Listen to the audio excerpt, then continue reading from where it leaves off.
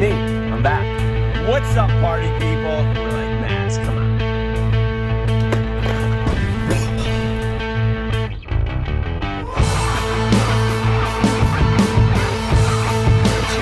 No!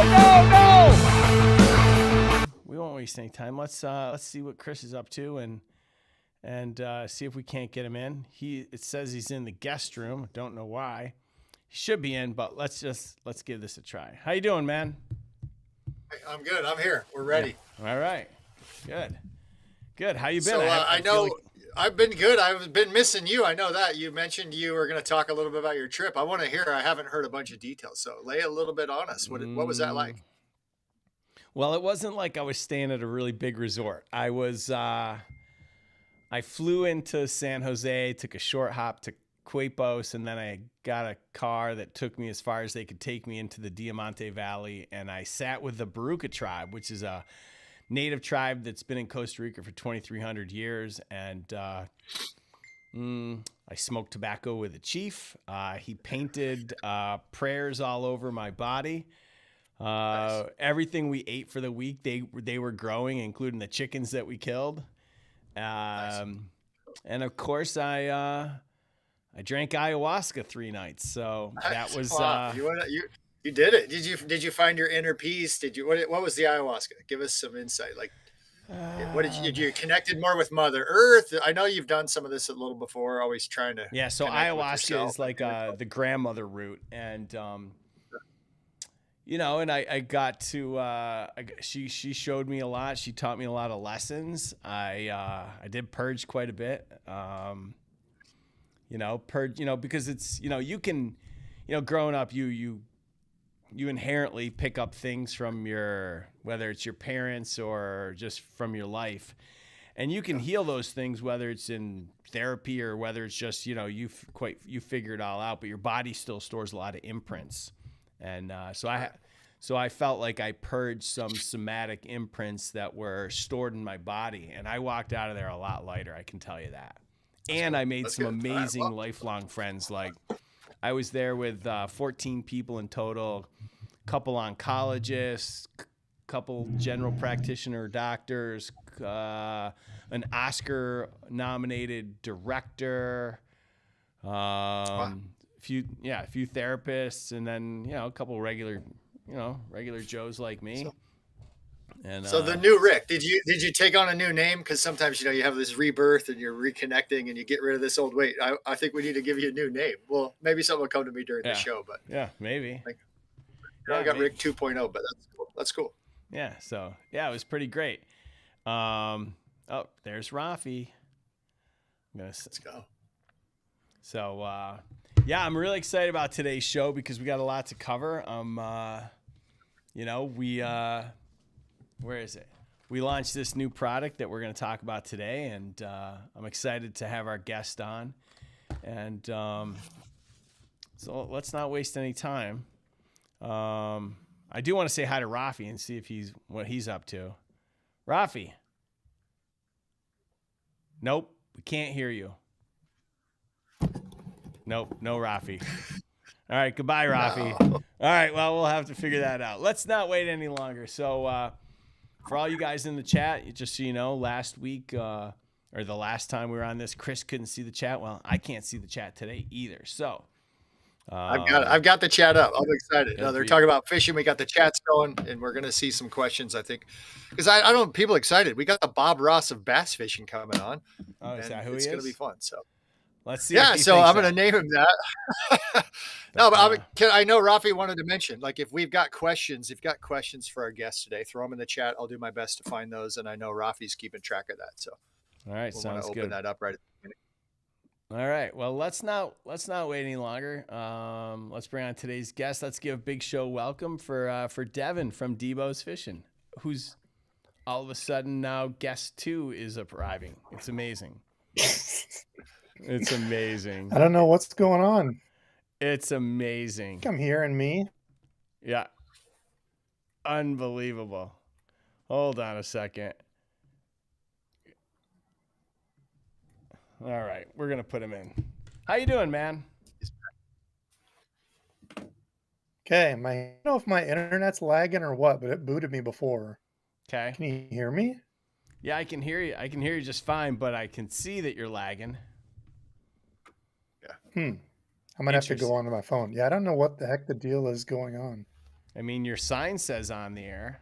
I don't have one of Yeah, those. I me know. neither. We were talking. It's My fancy. internet's not with it though. Hmm. You wanna try something and we'll come right back? Let me try my phone, see if that's Okay. better. Yeah, no worries. No worries. Let's go. Let's see. Rafi's not in here either. So now it's just you and me. Anyway. We're switching names. Like, no, I'm under Rafi's name. It went back and forth, and then my face has disappeared. But I think we're gonna get this handled.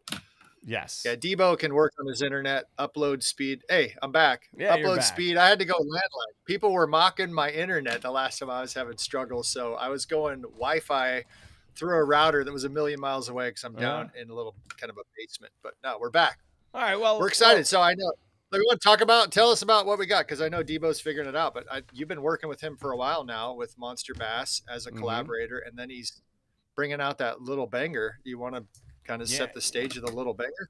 Yeah, so earlier in the year we came out with the Square Banger, and which was our new square bill, and it was a bigger version. And for most people, and I don't want to speak for everyone, but for most people, the square bill, when you think of a square bill, you think of a 1.5. A 2 and a 2.5 are sometimes big depending on where you're fishing. And so we wanted to come out with a 1.5, and so this is one of the baits that we came out with, or one of the patterns. And what's cool about this is I'm letting Rafi back in. Let's see if we got Rafi. Rafi, there you are, Rafi. Yeah, what's going on? Nope, we can't hear you, Rafi. It's the worst. Earbuds in. I don't know what's happening here. I don't know. We got him. We got him for a minute. Yeah. Bye, Rafi. I don't know. All right. Everyone looks clear. Oh. Hey. Working better, or is it still lagging? Now Rafi's in. Can you hear me? We got you. Still can't hear me. But I'm out. Rafi, can we hear you? Yeah. We hear you.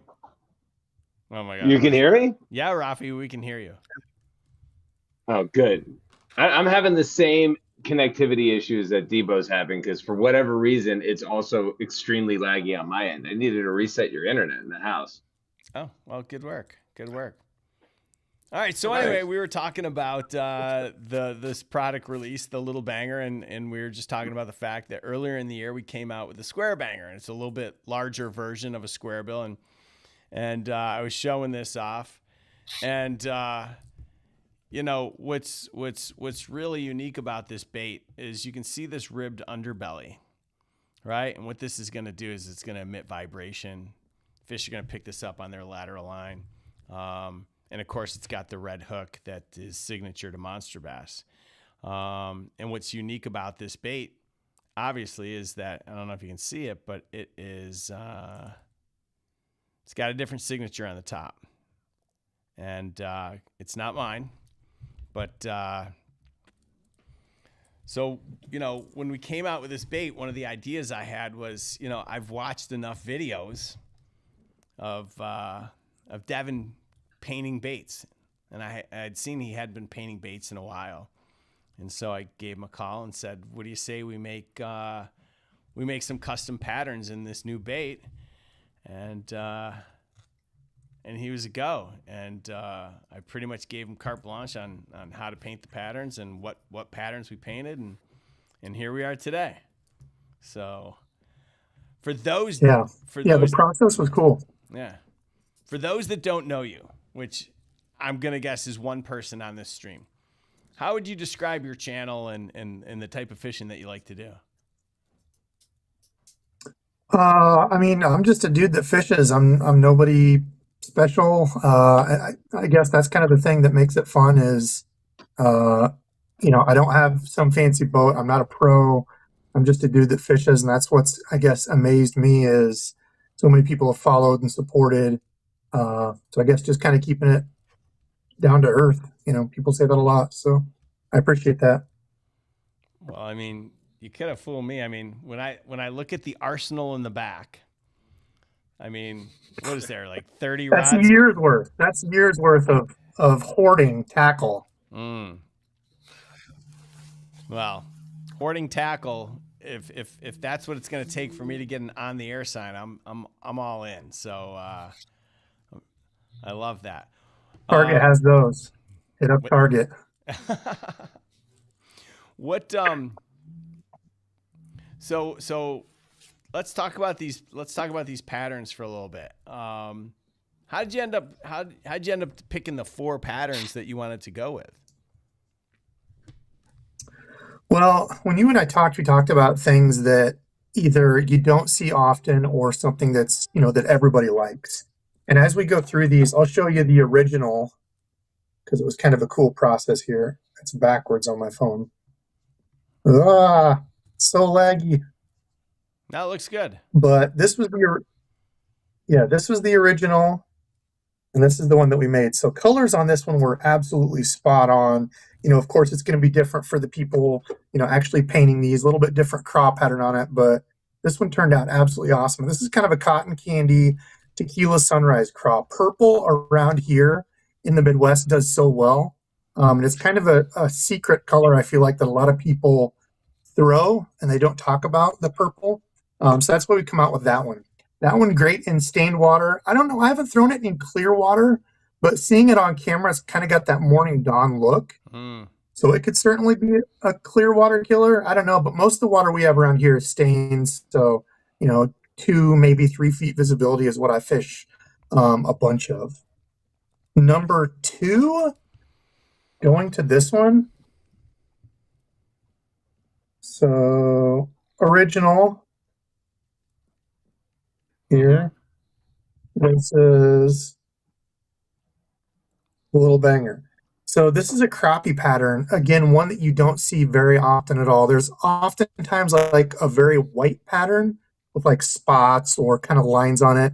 But the crappie around here have a lot more color. And most of the places in the United States, unless it's winter or unless it's really, really muddy, they do get that kind of pale silverish white. But most of the country, when you see them, they're going to have that dark green on them, that kind of goldish yellow, and that pearly belly. So it's a color you don't see very often, and it's a fish that they eat a ton of. I was out this year with my buddy.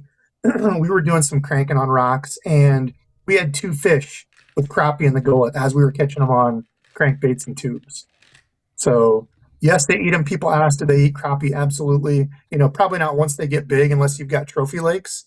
Sure. We don't have those here in Iowa. But yeah, the little, 3-4 inch crappie, absolutely, they're eating them. Amazing. And I want to add in is the biggest fish that I've caught in our local lake. I've never seen any other fish sticking out of its mouth with its tail, like from its stomach of the bass, other than a crappie. And I check the fish all the time. I'm checking their stomachs and seeing what they're eating. And crappie, I'm talking crappie that are a pound or even more. I'll often find the tail of a large crappie sticking out of the mouth of a bass. And we get, bass 10 pounds where we're at, but we planted trout, we planted all these different things. But when I find a fish and it has a large fish sticking from the tail, sticking out of the belly of the bass, it's always been a crappie. It's pretty interesting. Really? So they're chewing them. Yeah. So that's your cool colors are spot on. Anybody that I talk to. Yeah. Sorry, I'm going to talk over you because I'm lagging. I don't mean to. No, keep going. Keep going. Yeah, no, I was just going to say that it's always the opposite. Like, I never hear people say that. And people will even ask, do bass even eat crappie? It's like, yeah, absolutely. So that's good to hear. That's some good justification to that color. Nice. And then, and so do you find the crappie patterns like are one that works year round? Or are you going to throw at a specific time of year? Yeah, usually like crappie heavy lakes in the fall. I would say usually when they're feeding up on those schools, because around here we'll have those crappie schools that are all like crappie will tend to pack hunt. So they'll get in those big, huge kind of like shad balls essentially, and pack hunt. Whereas bluegill and stuff will tend to go out deeper, usually, stuck more toward the bottom, whereas crappie will be midwater, pack hunting. So I think anytime, you've got that, or if you've got a place that's heavy with crappie, absolutely throw that. And the thing I like about these, I know when we were doing testing, these being a more shallow diver, if you've got ponds and the small lakes that have crappie, little blade or a little bill like that, throw that on like 15 pound, you're only getting down a couple feet. So even if you're fishing shallow ponds and lakes, I know that's one thing that kind of turned people off a lot for crankbaits is, well, the lake or the pond I fish is shallow. I'm always hitting bottom. Go up to a little bit heavier line. It keeps that crankbait a little bit shallower, and then go to something with a smaller lip. Now, why is a heavier line going to help keep that shallow? So the larger diameter, the heavier the line that you're using does not impart as much action on the lure. So if you were to say, let's say use like 2 pound mono, would be super tiny, thin like a thread. It allows that bait to have more action and do more of that digging that it wants to do. But once you bump up to like, 12, 15, 17, it keeps that bait higher in the water.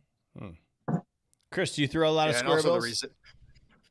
I don't where I fish here, but when I travel and go to other lakes, it's almost a go-to for sure. You hit in the Delta, they work great. You go to a lot of the other reservoirs that have rock. I'm of the part where when I'm fishing shallow, there's just a ton of grass. But they do work fantastic when they're out in the open.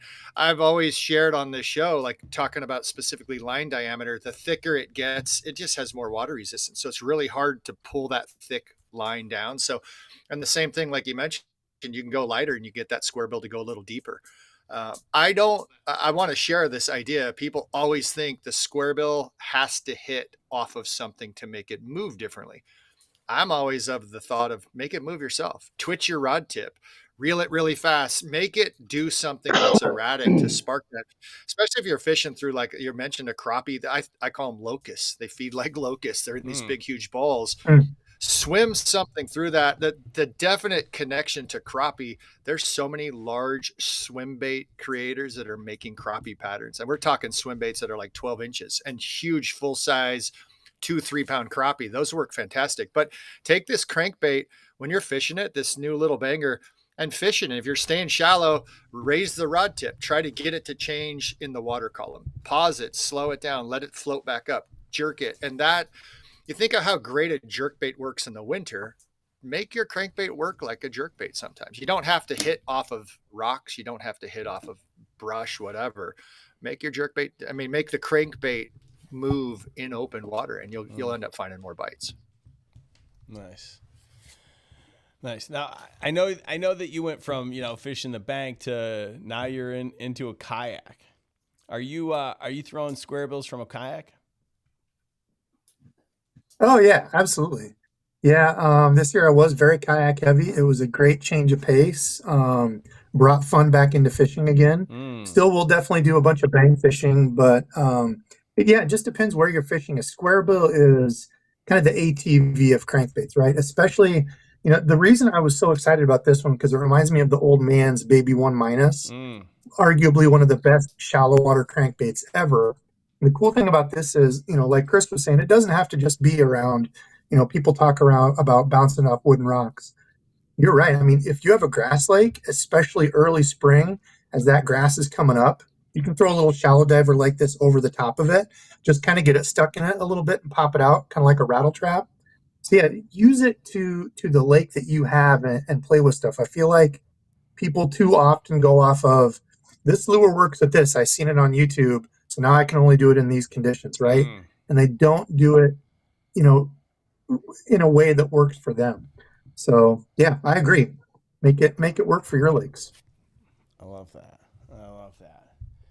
What other patterns did we paint and why?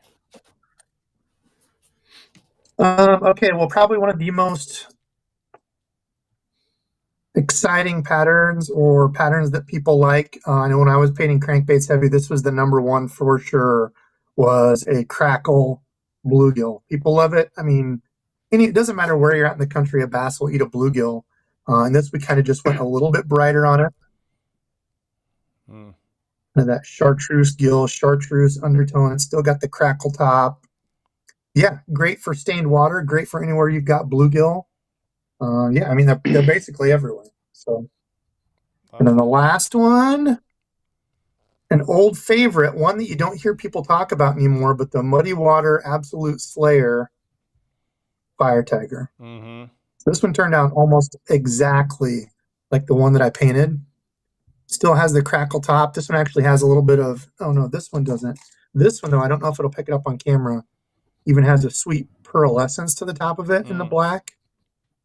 It's hard to tell on camera. Yeah. But yeah, the old Fire Tiger. Yeah, anytime you've got dirty, muddy water, for whatever reason, for me, especially in the spring, like when you're fishing those mud lines, water's dirtied up. You've got all those storms rolling through. Fire Tiger will crush them. Yeah, it's amazing the process of taking like someone's pattern and then having that translate into it's one artist to another. And right. I can't tell you the number of times where they bring it back, and before I'd even send it to you, I'm like, I'm noticing it, and if I'm noticing things that need to be adjusted, I'm pretty sure that the artist himself is going to. So it was a lot of back and forth to try and get this as close as we possibly could. So I feel like they did a pretty good job. Yeah, it was fun. It was a lot of fun. Yeah.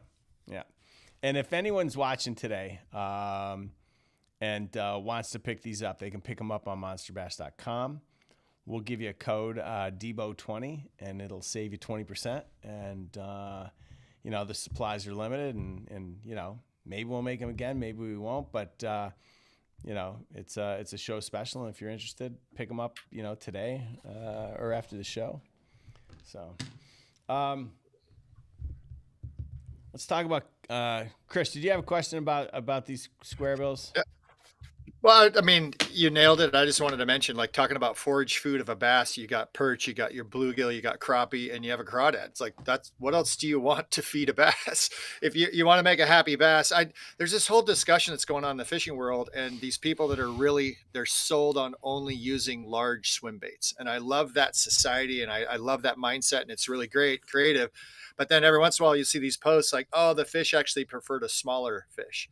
And I always laugh because it's like, yeah, if a fish is able to eat a 10-inch swim bait, it is always able to eat 1-inch or 2-inch fish. And I think a lot of these fish spend the majority of their lives feeding on that 1 to 3-inch, just these easy mills that are swimming around. And that bait you're talking about is just a simple snack for a bass. They open up their mouth and it's almost like they can't resist it. I think when you think of reaction bites, you're not showing a fish something that they're following and tracking it. You're making a crankbait or a jerkbait or something do something that the fish doesn't have time to think. And that's a true reaction. It's reacting and it's eating it with its mouth. Your baits, they're spot on. I love like that East Coast looking perch, that fire one. The crawdad, I had one question. When you fish a crankbait, you mentioned it pulling out of the grass. I know fish do that, but that's specifically when I think of what a crawdad is doing. A crawdad sits on the grass, they sun, and when you come towards them on a boat or a kayak, those crawdads swim off like a fish. When you're fishing a crankbait, are you thinking of that bait as a fish or as a crawdad, or do you even care? That's kind of my question. No, I focus more on the reaction like you were talking about. So much of fishing, you can get dialed down into all these colors and have the craziest, minute detail where it's like, oh, okay, will this fin make a difference? Maybe not, but to me, a lot of it is just focusing on that reaction, right? Doesn't matter if it's bait fish, crawdad, trying to do something different. I always use the analogy of throwing a ball at your face. You put your hand in front of your face to grab it. It's the same thing with a fish, trying to mimic whatever movement, and it can be different on the day, mimic whatever type of movement or action that's going to get them to react. Yeah, I like that response. So I go both directions in my mind when I fish. Is some days if the fish are feeding on a bait and say it's clear water. I don't care what color it is. They'll go and they'll eat all 4 of those patterns. But then there are those specific days that only one will work. And that's the unique side of fishing. And that's why it's so fun is you're like, oh, these fish they're feeding, they're up feeding, they're hungry, whatever's going on. A front's coming in, pre-front. And then there's those other days where it's like maybe post-front. They're a little more finicky and they've keyed into something in nature that they're really specific. And that's the fun part of having those different patterns is you can change. Tell us a little bit, I think, as an artist, like I love to draw, paint, all these different things. Where you're painting something, tell us a little bit about the joy of creating, because I know we're going to allude into this kids box later that actually has some blanks and this chance of being able to create something.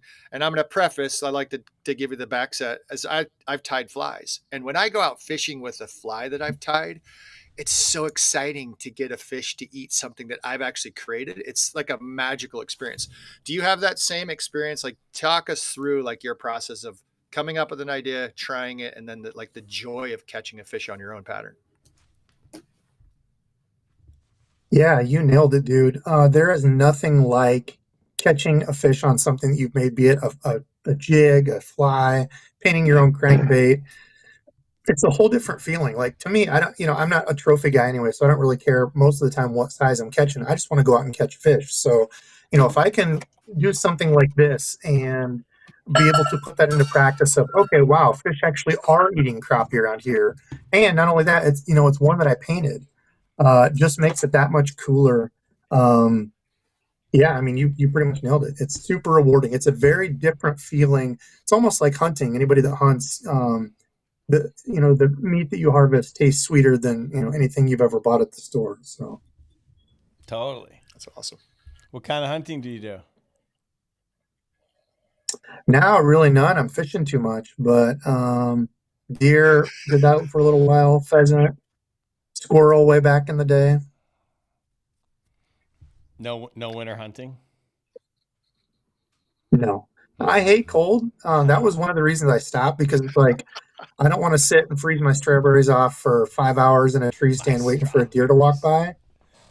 Yeah. And then I was the same for ice fishing. But once you get a hut and a heater, ice fishing is completely different. So yeah, see, I've never done ice. I don't think the three of us have ever done ice fishing. And there's something about it, like Sam Moore, who's made videos for us.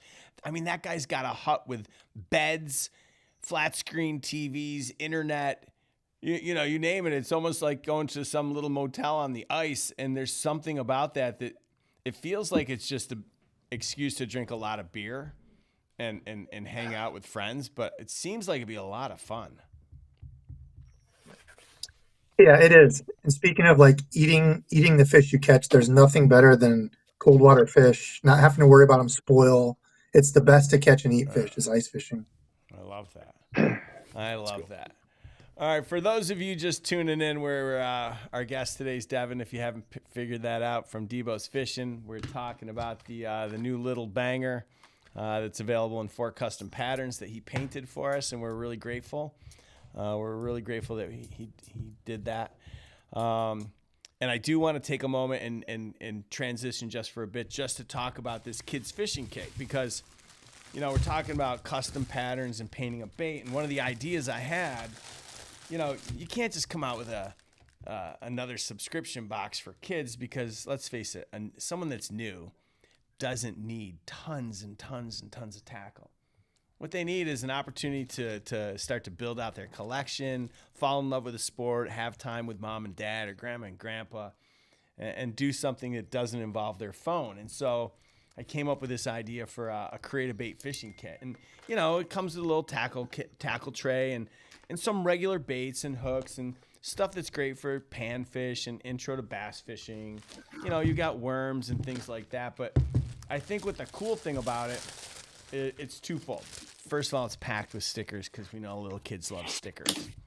But it's also got their own little guidebook, and it talks about their sticker book, but it teaches them about patterns, like why is a crawfish pattern important, and why do baits come in certain patterns, and then I thought, like, let's take it a step further and let's give them an activity. Like this is the little banger.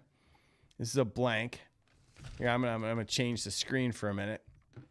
This is the lure blank, and you can see it's unpainted, and we put the little protectors on the hook so the little kids don't, we don't want them sticking their fingers. But what we added to it was a paint kit. So not only are we going to teach them about why patterns are important, and this month it happens to be a crop pattern, maybe next month it's a perch or a shad or something else, but we're going to teach them about why patterns are important, and we're going to give them the opportunity to go out just like Debo painted his own, and we're going to let them paint their own.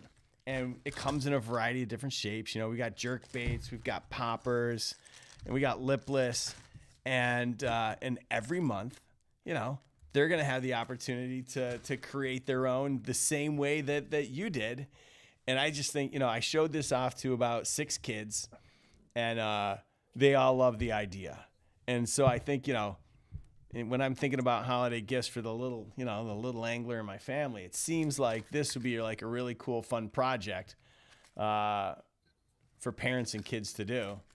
And then to actually go out and fish with it, like you said, because what's cooler than just painting your own bait and taking it out and catching fish? So yeah, I'm gonna say cool that I know. Add it. Go ahead.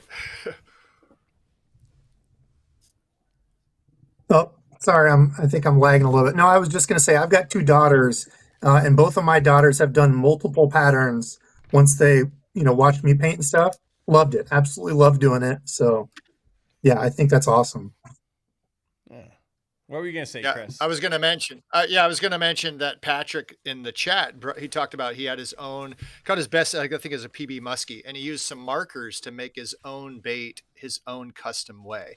And I think that's something to really remember. Like you're talking about the kid and the kid box. I think that's something that all of us should connect with. I think those should be in the regular boxes, because that opportunity to create something and then to have that feeling like, wow, I was the creator that made the pattern, that caught the fish, like to be involved in that and that personalized piece. I do that. I was wondering, Debo, do you customize your own baits like regular than the crankbait? Do you add little eyeballs on swim baits? Do you fuss with other stuff and put your own little signature on it? Or do you just go like full bore and paint start to finish? Usually start to finish, but I definitely recycle old baits. So old baits that have like either I've found or that are all beat up, or another good one is if like you paint, you find a whole bunch of lures on sale, like if they're doing a clearance on a certain color, you can just sand those and you've got the actual blank from that company and you can paint your own. So That's awesome. I was going to mention when those kids get those boxes or an adult gets a box that has that blank, fish the blank. I'm just going to throw that out there because those clear baits, they work fantastic. I have a couple baits that have lost a lot of their color, but I've used specifically clear iridescent baits a lot, especially jerk baits. And for whatever reason, is that action's happening. If a fish comes up to, if it's ultra clear water, there's not really a color that turns the fish off, and it's reflecting and it's gathering all this light. And so sometimes that perfectly clear bait does fantastic. So don't sleep on that one. Throw those and just see what happens. Well, we'll see. We'll see what the reaction is. I'm hoping that that we send that out and kids really love the idea of being able to create their own bait. So it's awesome. Yeah. So what are the plans for the new year, and what are the plans for the channel, and where are you going to take this in 2025? What do you want to do more of? for me, same man. The big thing for me this year, 2024, was make fishing fun again. And that's what I'm continuing to push on, because at the end of 2023, I was in some pretty dark spots in my own head. Wasn't having fun with fishing. It was a job. And anytime anything, starts to feel like that is not worth doing. So had to make some changes on my end. And this year was a blast. I fished a lot more than I did in the year before, and that made it a lot more fun. So just, focusing on keeping fishing fun and doing the same stuff I like to do. It's amazing. More in the kayak? That's cool. Yeah, everywhere. Honestly, more bank. This year I pretty much put bank fishing on the back burner because I was yak attacking everywhere, doing the yak guy thing. So more bank, more yak. What about tournaments? You ever fish a tournament? I've only fished one tournament so far. I'm 100% win rate in the tournaments that I've fished. I think I was 10 years old. Oh, Uh, won the tournament on a local lake. Got screwed on the first place prize. But no, I'm not a tournament guy. I'm not a trophy guy. I just like to catch fish. So to me, I'm just grateful anytime I can get on the water. I feel like those In the chat, Yeah, go ahead. Rick, in the chat over there, JT Fishing says that Debo helped paint some lures and actually won the tournament, some of those lures that you painted. So even though you're not fishing tournaments, some of the baits you're painting are in tournaments. So maybe you're entitled to maybe a little bit of that winning, that cut. I don't know what he got for the win, but I'm pretty sure like a golf caddy gets 10%. So you might want to connect with JT Fishing from the chat, see what you got. Amazing. No, the fact that somebody would use my lures to do that in the tournament is thanks enough. That's cool. Isn't that crazy? That must be Joseph. Joseph's a good guy. Isn't that crazy to think about it? Like, you're just a random guy who started a YouTube channel and amassed this giant following, and people are so enamored and trust you enough that if you paint something, they're like, I want it, and I'm going to take it, I'm going to go fishing. Yeah, it's crazy. Crazy world. Yeah. It certainly wasn't like that for us when we were kids. Like, the access to the entire world the way that it is now, and the access to people is just so unprecedented. I mean, there's good and bad about it, but like when it's good, man, it's really good. It's really good. It's got to fill you up a little bit. Oh yeah, absolutely. And that's, something that I've talked about is, you either had, for me and my old man, or your grandpa or your uncle, somebody had to show you fishing, right? Or you had to get these crazy things called books and like study and read about fishing. But now, yeah, you can flip on YouTube, it's free, and you can go find somebody that you like, find, somebody that fishes the way you do. And it's crazy because you become like friends, with these people. I'm consider friends with people that I've never met just through my videos and, chatting back and forth. So yeah, it's cool. It's a very cool experience. Yeah, you're not wrong. I mean, heck, I've never met you in person. I've never met Chris in person. Unfortunately, I've met Rafi. He's sure have. He's got a bathroom in my house that belongs to him. I do. I claimed it. Yeah, it's yours. It's yours. He lifted his leg and peed all over the walls, marked his territory. Now you can't go in there. Close. Oh my God. Yeah, I was going to say the joy of the internet. I've not met you guys, but I think I've seen both of you in that bathroom with your pants down because of the internet. So I mean, we have that to thank. That's good. Well, not at the same time, but yes. Thank you. Not at the same time, but it was a Monster Bass ad. You promoted the show from the toilet, so I think a lot of people have seen that. So it's all good. Rafi, you're still a dad. It's where I spend most of my time. I have a philosophy of I'm not done until my legs are asleep. Wow, that's good. Is that where do you find the clip of the week in the restroom? Is that where we harvest those?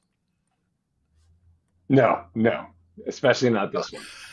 Well, speaking of the clip of the week, Rafi, you wanna set it up so we can watch this thing? Yeah, look, I've been in a holiday spirit for the last 41 minutes, and Chris, you put your tree up, on July 5th, which is pretty insane. I did. And Rick, your nickname for me is is Kid Christmas around this time. Like, you just come alive around Christmas, and it's like a little glimpse into what you were like as a little kid.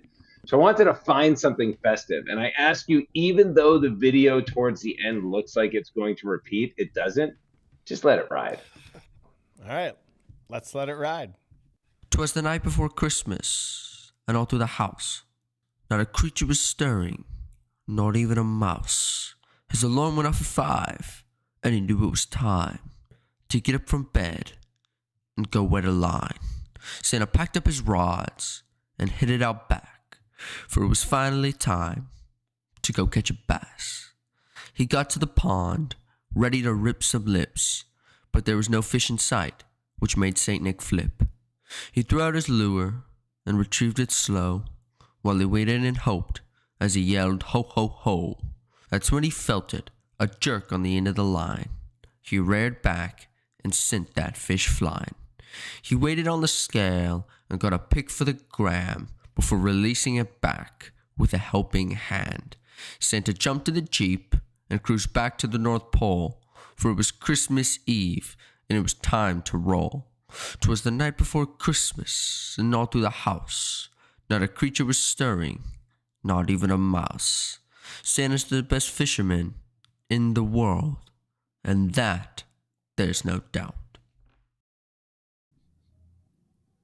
I like it. I mean, I don't know. I watched that thing like 9 times yesterday. I like that one. I don't know who that kid is.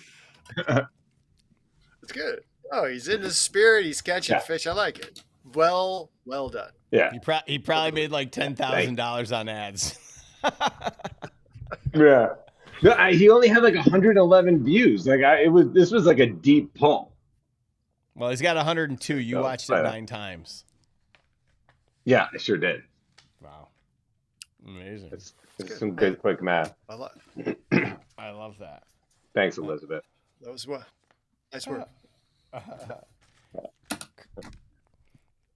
Chris, I know you've got a question lined up. I know you're waiting to ask Well, a question. I'm hanging out. I've got a lot of questions as I always do. So, Debo, what other art do you do? How long did you how long have you been painting baits is one question. When did you start doing art? Like, I wanted to nickname you the Bob Ross of fishing, but it looked like that maybe that name is taken by somebody else. I don't know. Gramps said somebody else is the Bob Ross of fishing. So what's your story with art? Because I don't know. Can you see the poster? I got a poster up at the top above me. I got Bob Ross up there. I've got the top 10 quotes of Bob Ross prepped on my phone. Give us some history of you as a painter. What else do you do with art? I want to hear it. No, I am not an artist. I am not artistically gifted. I know colors, like my basic colors, and I just dove in head first. I wanted something to do in the winter along with ice fishing because I can only ice fish on the weekends. Through the week, with kids and activities, it's already dark by the time I get off work. So I started in, gosh, I don't even remember now, 2020 maybe? Started painting, and yeah, it was just a learning experience the entire time. So no, I am not artistic. Definitely not Bob Ross of fishing. Well, you nailed it. That's the cool part is I love the idea that you picked these baits. You took a crankbait, you put out, I'm going to say the tried and true pieces. They have your own flair on them, which I think is really fun. And I think it's neat that people are talking about already in the chat buying them and putting them to good work. But you can't go wrong. I think that's really cool. Like, what kind of advice can you give to anyone else that's trying this? We got these kids. I would tell the kids, fish the clear one, paint them all white, try that, paint them all black, try that, because those are some things that I really love about baits. They work great. But tell us, what would you recommend for somebody going out and trying to paint their bait for the first time? Gosh, I don't know. That's a tough question. Practice. Save your first bait. I've got mine somewhere around here. I was looking for that earlier, but the first few baits you paint are going to be absolute dog poop, trash, horrible, not good. And you want to keep that and watch, because the more, it's just like anything, people give up on stuff too easy. The more you do it, the better you're going to get, and you're going to kind of find your own like twist or take on painting. Like, when I used to paint a bunch, people would see one of mine and be like, I already knew it was yours, before I saw who it was that posted it. And, there's a lot of painters, you can go look at their stuff and they have that little twist or that little style that kind of makes it theirs. So that's the cool part is, everybody's got their own, artistic take of what looks cool, what doesn't. And there's going to be that many other people that think that as well. So don't let other people discourage you. If you like it and you have fun with it, keep doing it. Yeah, those are great response. I'm going to just remind everyone, like, When you mentioned the first bait is going to look bad, some of the best anglers in the world go out and win millions of dollars with baits that look horrible. And the reason I say that is they're chewed up, they're beat up. The hook rash that's on them, it's unlike the pattern that was presented, and they're their favorite baits. What's really cool is Monster Bass puts that red hook up front. And it's just something unique. It's kind of fun. It's different. The bleeding gills is kind of a neat thing that I see some guys in the custom bait world. They paint their swim baits red with an undercoat first, and then they do the fancy paint on top of it. So as that hook rubs away that outer layer of paint, then the red starts to show through. And you don't have to wait for that. Like, get a paint pen and add that to your baits. Just mess around with it. And that's the fun part on my end. Is I asked you if you tweak baits. I love an eyeball on baits. I love an angry eye, but I love that these little mini bangers, the little banger has a big eye. And for some reason, I feel like I do better with a bait. And I think that's the thing that we're talking about more than anything, is the confidence, is going and fishing with something that you've caught fish on before and you've had some little different tweak that's made it successful. And then you're fishing with something that you feel that success. Do you feel that with your baits after you've done that? Do you fish them better? Because I kind of feel it like when I'm fishing something I don't have confidence, I'm almost fishing like accidentally trying to catch a fish. But when I'm fishing with something I know I've caught fish, I'm like, I can't wait. I'm going to catch fish. Do you have that same feeling? No, I wouldn't necessarily say that. Whether it's my bait or anybody's bait, I know the feeling that you're talking about.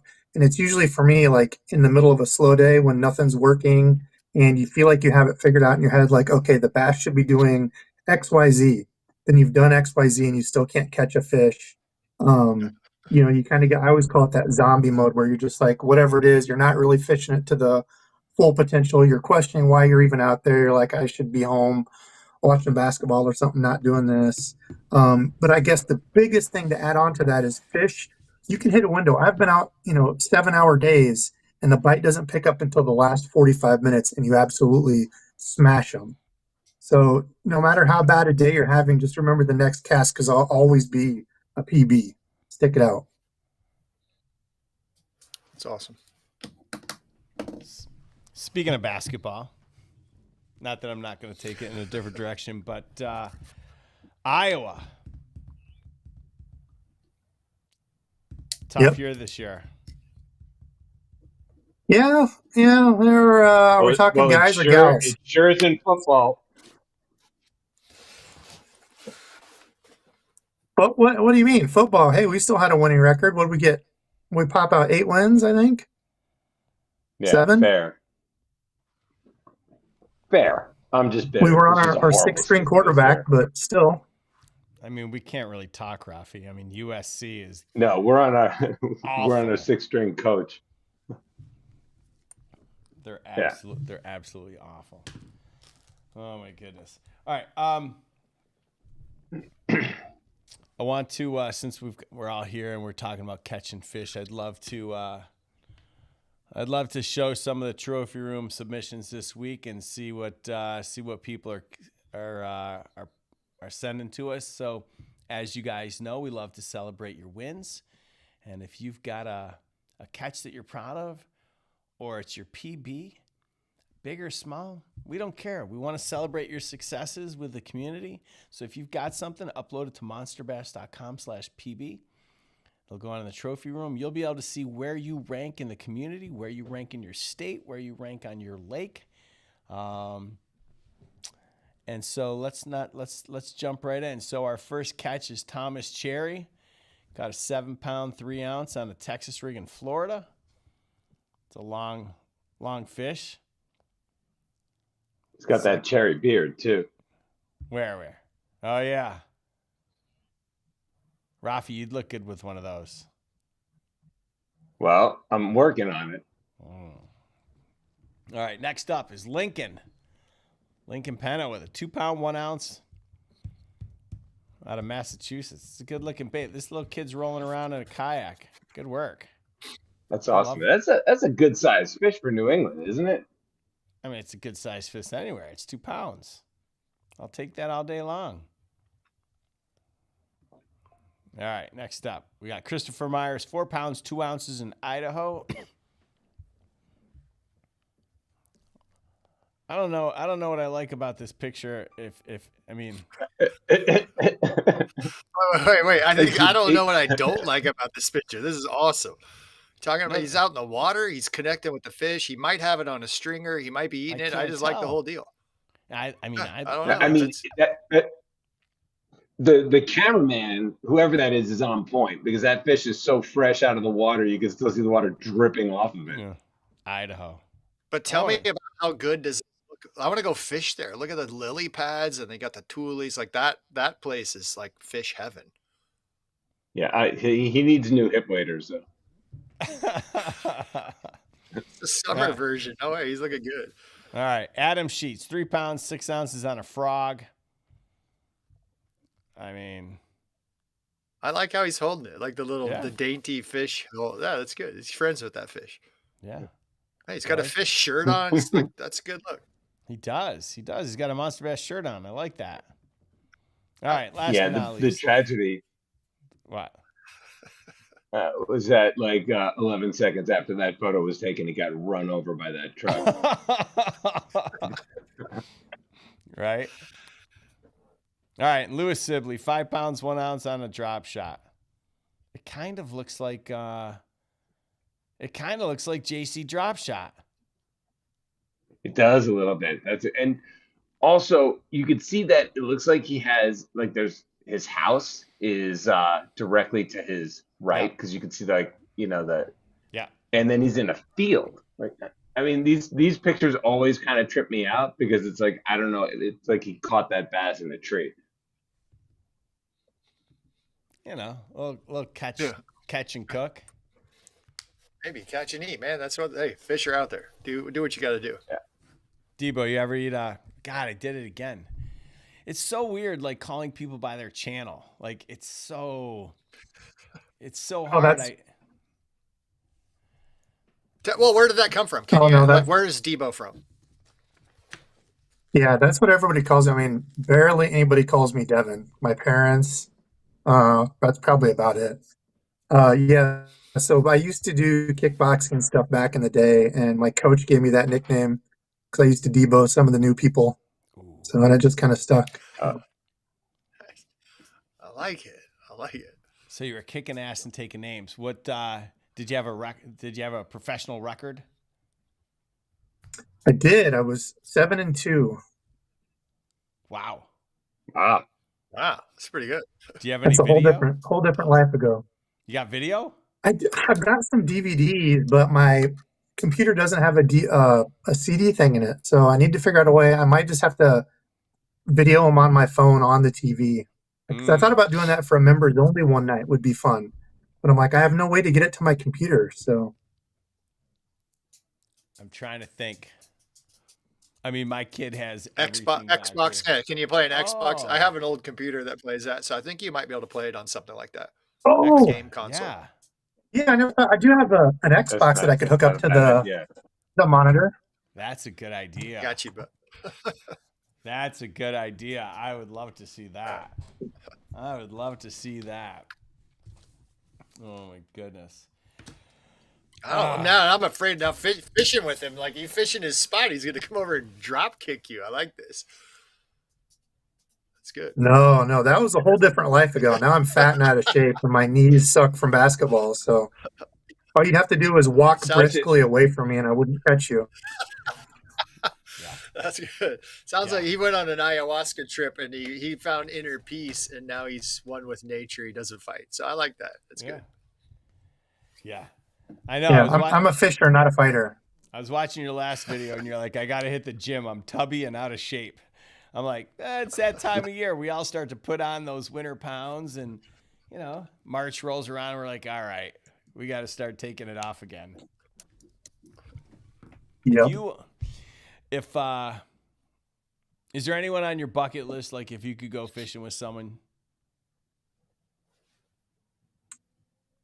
No, like we've talked about that a lot, me and, anybody on the lives. And it's tough because a lot of these people you think like would be cool, talking about, the internet again, being able to see them fishing or doing all this other stuff. It's like, maybe I wouldn't really like that guy.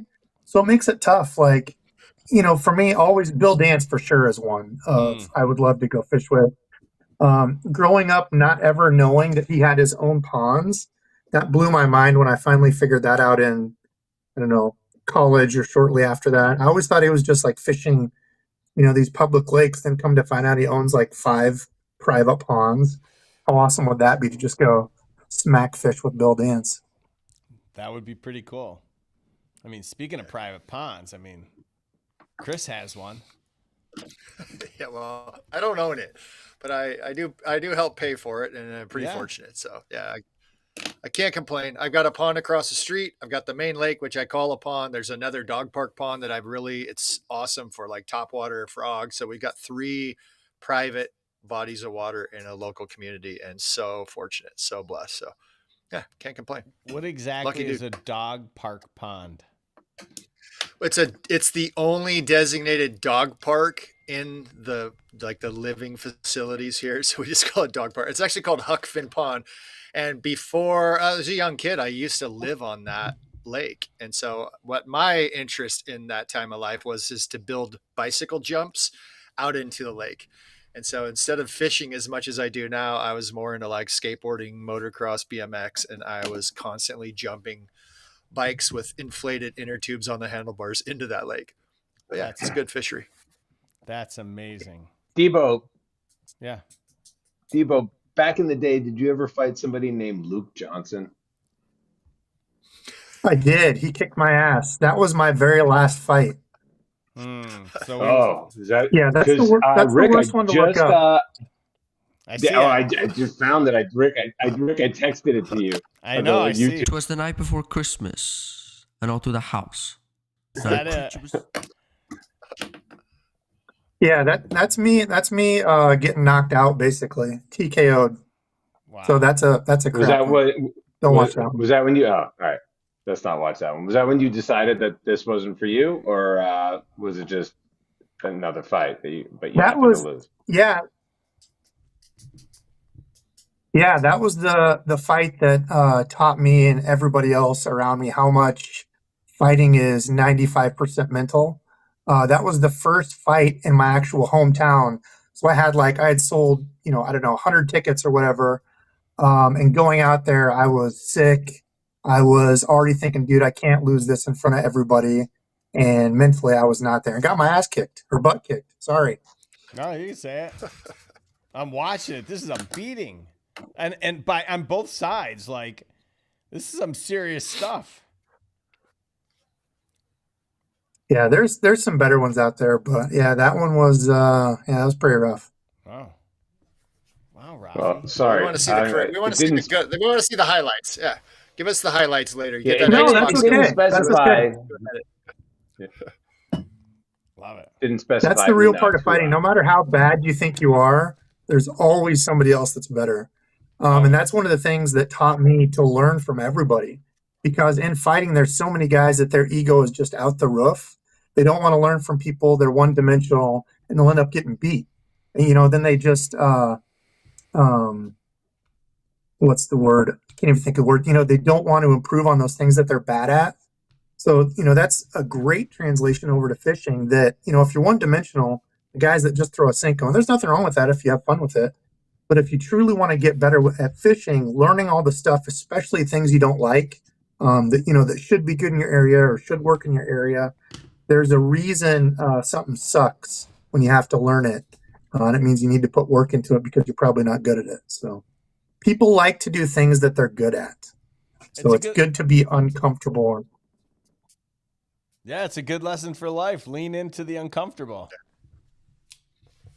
Heck yeah, it is. Yeah, I was going to tell you the fighting analogy. You got Bruce Lee, and pre-Bruce Lee is like, okay, I just do kung fu, I just do taekwondo, I just do this, and now you got Bruce Lee taking the best of all these different ways to fight, and then that's the same thing. Like, be the Bruce Lee out on the water.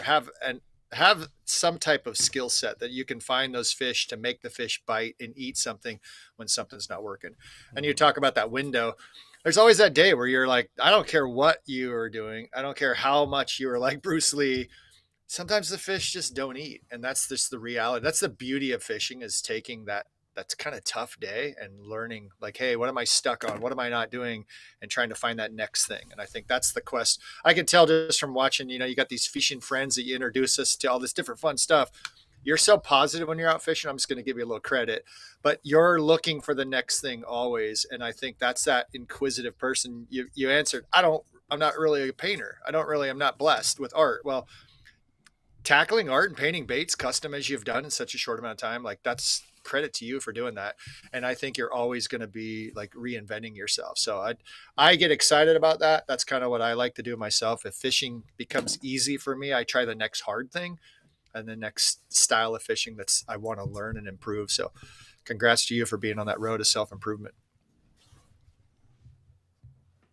Thank you. Yeah, thank you. I don't know if I have said that yet, but thank you for the opportunity to paint the baits, Rick and team. It was blew me away that you asked. So Yeah, I appreciate you saying yes. So thank you very much, and really appreciate you coming. Taking time away from your family, being on the show, and all that. And I wish you a really happy holiday season, and look forward to getting together and actually meeting you in person one day. yeah, appreciate it. So, all right. Well, listen, we're gonna let you go. I'm gonna let you get back to your family, and Cool. We'll talk soon. All right, see you guys. Thanks for letting me jump on. Yep, thank you. See ya. Bye. Well, there you go. Couldn't find a nicer guy than that. No, he's awesome. Just a chill dude. Yeah, what a good dude. Just very humble. It's neat. He's always wanting to keep learning. So I love it. Yeah, I love that. All right, we got two things we got to do before my computer turns off because it's at 8%. So if you guys will just humor me for a moment. Want to share with you guys a little bit about what's going on in terms of the investment with the company and all this stuff. No money or other consideration is being solicited, and if sent in response will not be accepted. No offer to buy the securities can be accepted, and no part of the purchase price can be received until the offering statement is filed, and only through an intermediary platform. An indication of interest involves no obligation or commitment of any kind. Reserving securities is simply an indication of interest.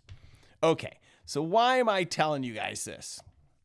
I'm telling you guys this because in about a week or so, we're going to give you the opportunity to invest in Monster Bass and own a piece of the company.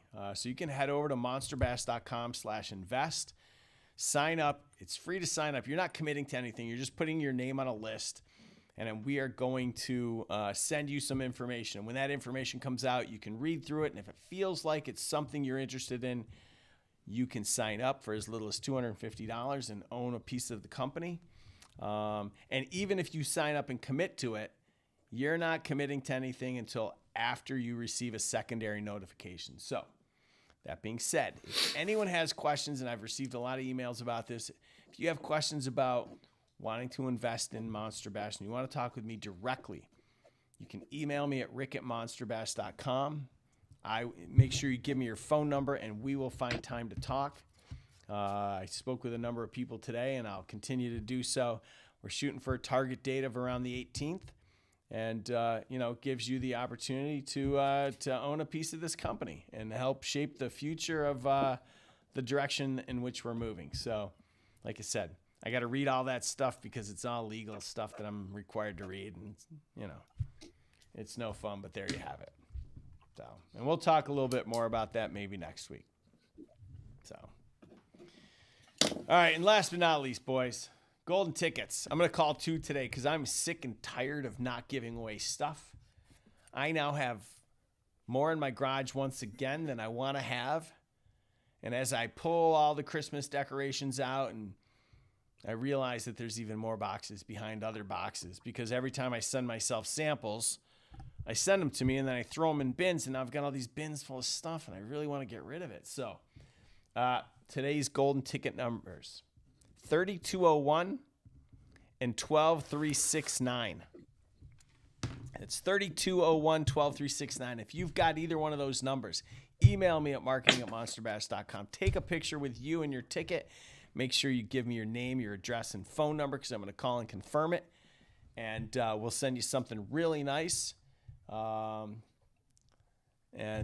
you're going to make me happy, and I'm going to make you happy because we're going to clean my garage, and you're going to get a bunch of great stuff. So it was a great show tonight.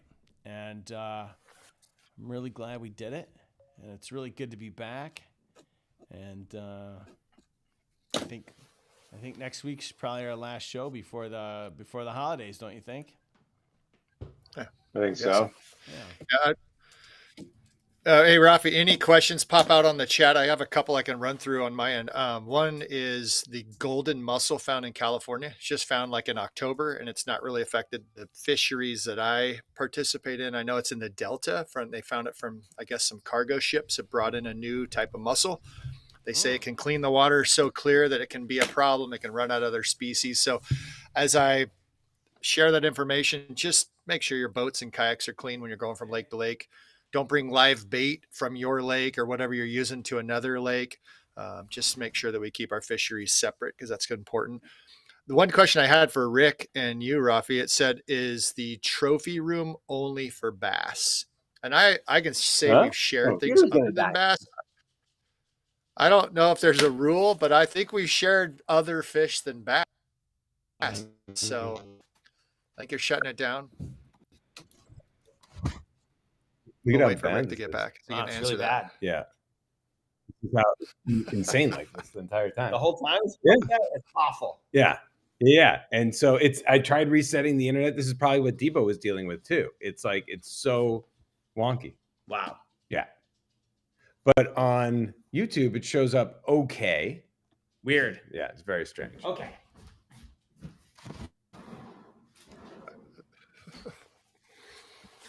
They're back. Yeah. You still there? I'm here. Rick should be back we in lost his you, but- office in a minute. Did you No. hear my question officially about the? He's back. He's back. I'm back. And wow, it's now it's lagging everywhere. I'm lagging. It's Yeah. I don't know. I'm lagging. something's That's why I going stopped on. talking. I'm lagging as well. I think this software is garbage. We're gonna have to get some new software. Look at this. It's really bad. All right, I think that's the universe saying that it's time to end this show. So I just want to say thank you to Debo for being on the show. Thank you guys for a great show, and for everyone in the audience, thank you guys so much for tuning in. And we'll see you next week. Bye.